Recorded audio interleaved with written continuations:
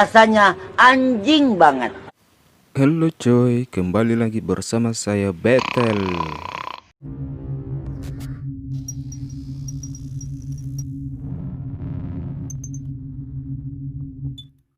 Kali ini kita akan membahas asal-usul singkat dari Andi Manapiang. Sebelum lanjut, subscribe ki dulu sapo.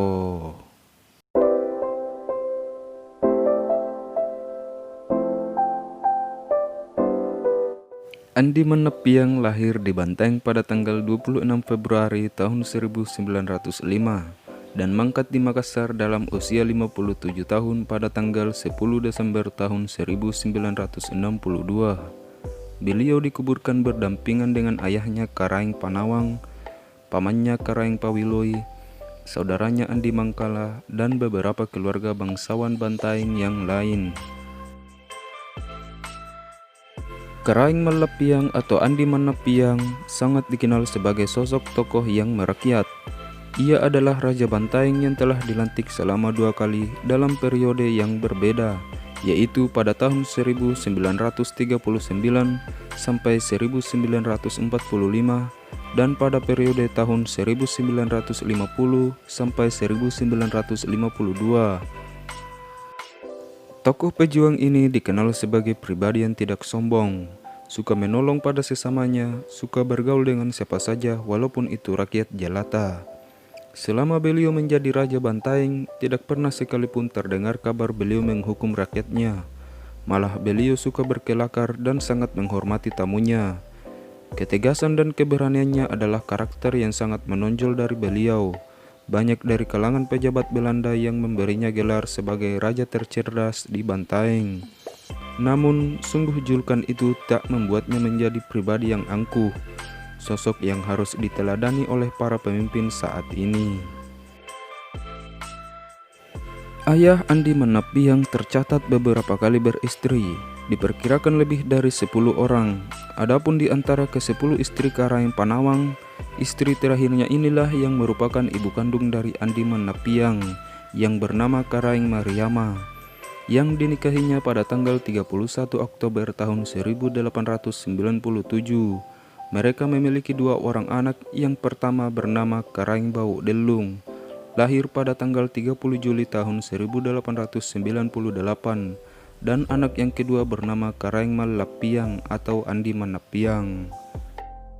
Sebenarnya Andi Manapiang adalah seorang petualang. Beliau berani merantau kemana saja walaupun harus menjalaninya dengan terlunta-lunta ataupun bahkan sengsara.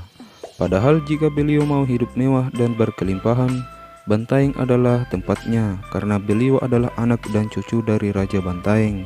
Namun semua kemudahan itu tak menjadikannya manja dan berfoya-foya dengan kemegahan.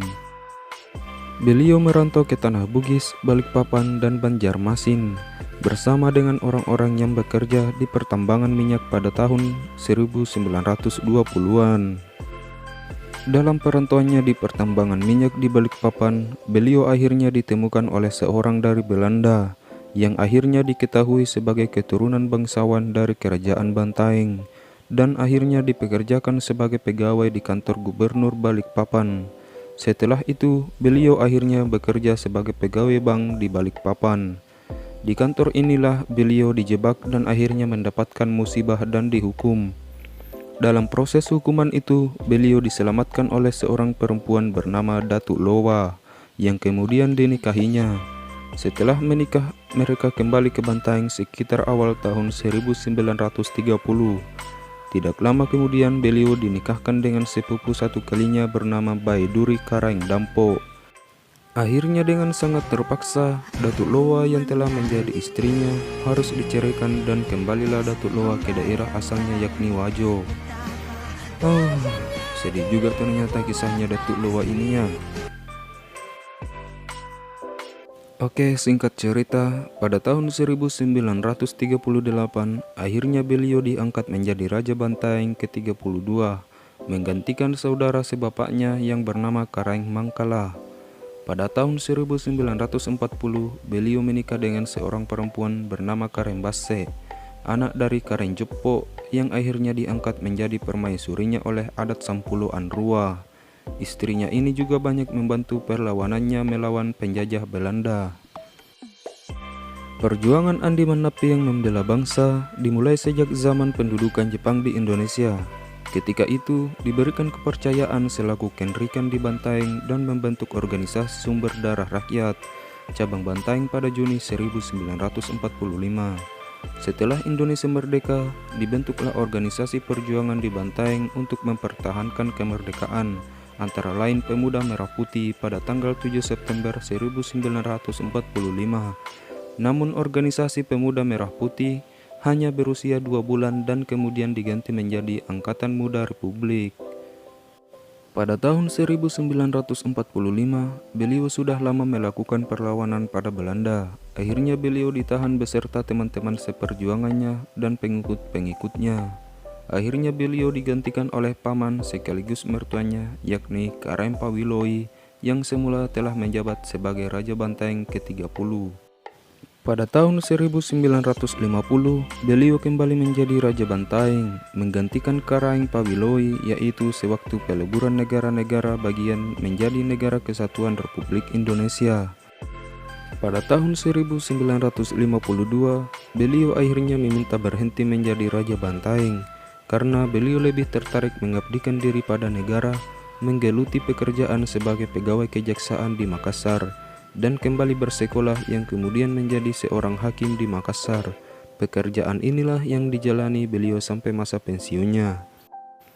Karena perjuangannya di Bantaeng, maka sebagai wujud penghormatan kepada beliau, didirikanlah patung monumen pahlawan Andi Manapiang pada tahun 1992 oleh pemerintah Kabupaten Bantaeng, yang berdiri kokoh di Jalan Raya Lanto sampai saat ini dan diabadikan pula namanya sebagai nama jalan protokol di depan kantor Bupati Bantaeng dan DPRD sekarang ini. Jadi buat kalian yang mau tahu riwayat pernikahan Andi Manapiang, saya sampaikan lewat teks saja. Jika mau di skip silahkan, tapi Anda akan penasaran. Oke, ini dia riwayat pernikahan Andi Manapiang.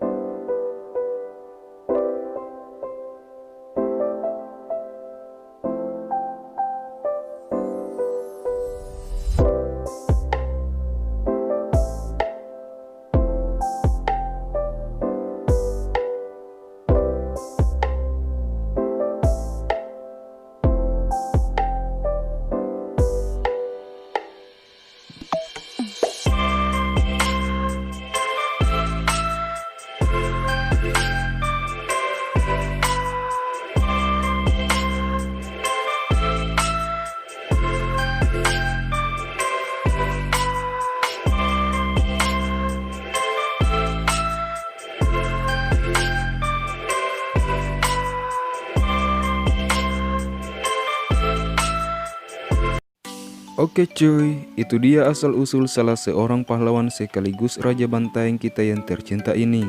Apabila ada salah kata dan kekeliruan dalam pengucapan atau tulisan, mohon dimaafkan. Wassalam.